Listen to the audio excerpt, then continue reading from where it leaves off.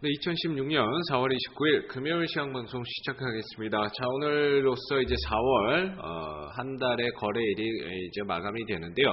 자, 오늘 코스피는 0.34% 하락한 1994포인트로 마감이 됐습니다.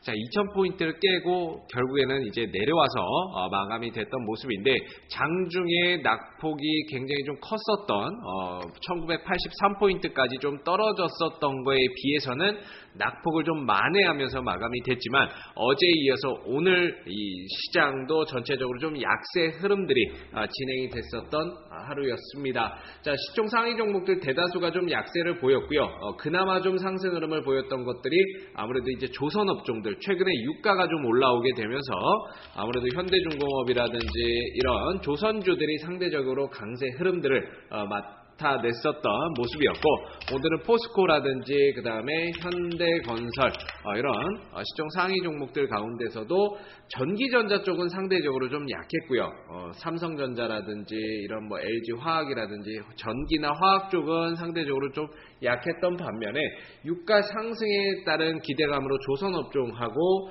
그 다음에 이제 건설주들은 그나마 좀 더 나은 그런 모습들을 좀 보여줬습니다. 그래서 오늘도 결과적으로는 외국인들이 장중에는 좀 매도 흐름들을 좀 나타내다가 막판에 결국에는 매수로 좀 전환이 됐는데요. 개인들이 1000억 원 넘게 사고 외국인들이 642억, 기관이 2000억 넘게 순매도를 하는 그런 모습들을 나타냈습니다. 전반적인 이런 흐름을 보게 되면 외국인들은 장 초반에서 중반까지는 계속적으로 매도를 하다가 장 막판에 매도폭을 확 줄였고요. 그리고 동시호가에서 이 비차익을 통한 기계적인 매수가 들어오면서 한 642억으로 매수가 잡히는 그런 모습들을 나타냈는데, 지금 중요한 거는 외국인들이 이 선물에서 굉장히 강한 매도를 좀 보여주고 있다는 것들이 우려가 됩니다. 어제도 한 6천억 원 넘게 매도를 좀 보였고, 일별 현황을 보시게 되면 선물에서 외국인들이 어제도 6천억 넘게 매도를 좀 8천억이죠. 금액으로 따지면 8천억이고, 오늘은 한 7천억 원 넘게 매도를 이틀에 걸쳐서 강하게 지금 매도를 출회를 하고 있는데요. 자, 외국인들이 이 선물에서 매도를 한다라는 것 자체가 결과적으로 앞으로의 시장을 좀 부정적으로 보거나 추가적인 상승은 좀 어렵다라고 보고 있는 것이 아닌가라는 우려가 됩니다. 그리고 기술적으로 보더라도 이전에도 누차 말씀을 드리지만, 우리나라 코스피 증시는 2000에서 2050포인트 이 구간에 들어왔을 때는 매수보다는 매도, 그리고 올라오게 되면 조정을 보이는 경우가 많기 때문에 지금 여기서는 외국인들도 상당히 좀 부담을 느낀다라고 이전에도 말씀을 한번 드렸었는데요. 역시나 2000에서 2050포인트 이 사이에서는 매수보다는 매도, 그 다음에 차익 실현, 그 다음에 리스크 관리에 좀 주력을 하는 그런 모습들을 나타내고 있습니다. 자, 그래서 아무래도 이렇게 비차익을 통해서 매수가 들어오고 있고 선물에서도 매도를 보이고 있다면 사실상 여기서 추가적인 상승을 보이기에는 상당히 좀 힘들지 않겠는가, 이렇게 좀 보여지고 있는 부분이고요. 그래서 지금 많이 올라온 종목들에 대해서는 차익 실현이라든지 그 다음에 매도, 그리고 조금 더 매매를 하더라도 단기적인 관점으로 살펴보시는 것이 맞지 않을까라는 생각이 듭니다. 자, 그리고 오늘 코스닥 시장도 전체적으로 장중 내내 좀 등락 흐름들이 왔다 갔다 하는 모습들이 좀 보여졌는데, 오늘 코스닥 시장에서 외국인들과 기관들이 각각 215억, 227억 순매도하는 그런 모습들을 나타냈습니다. 이 물량을 고스란히 개인 쪽에서 좀 받아가는 그런 모습들이었는데, 오늘 코스닥 시장 또한 딱히 시장을 끌고 갈 만한 주도주, 업종 대표주가 없었다라는 점에서 대체적으로 그냥 올렸다가 내렸다 하는 이런 흐름들이 좀 반복됐었던 하루의 모습이었습니다. 자, 오늘 시총 상위 종목주들을 대체적으로 한번 살펴보게 되면은요, 오늘 코스닥의 시총 상위 종목들 가운데 셀트리온이라든지 동서, 카카오는 대체적으로 약세 또는 보합권에서 마감이 됐었던 그런 흐름들이었고, 코데스 컴바인도 3% 넘게 하락을 보였습니다. 그나마 로엔컴투스, 파라다이스가 강세 흐름들을 좀 나타냈었는데, 그만큼 시장을 끌고 갈 만한 주도 업종이 없다라는 게 어떻게 보면 코스닥 시장의 약점 중에 약점이 아닐까라는 생각이 듭니다. 그래서 추가 추가적인 상승을 보이기는 상당히 좀 어려울 수 있다라는 부분들이고요.